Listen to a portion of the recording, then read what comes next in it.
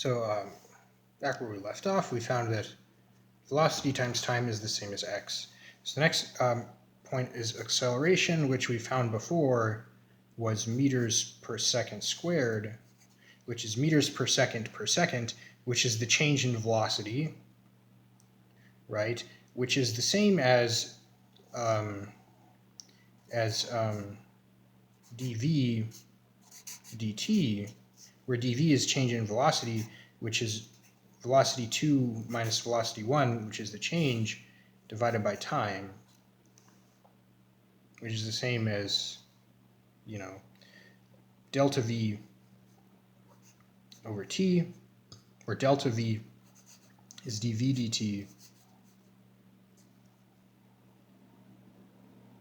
divided by t is d squared v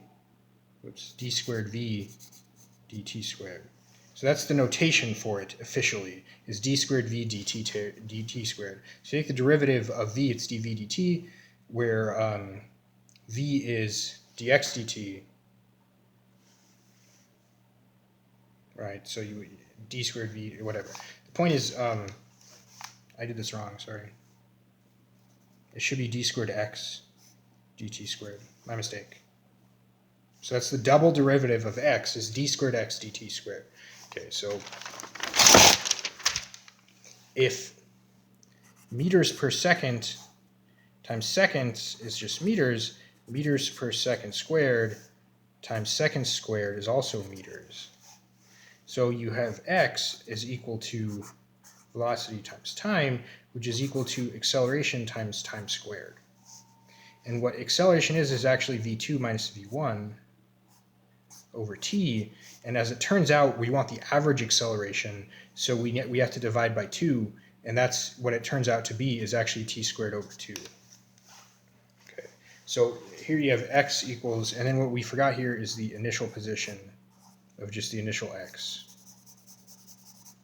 Right, so if you can find a different way, and we already proved it just like based on basic algebra logic, where you have the integral of acceleration with respect to time is equal to at.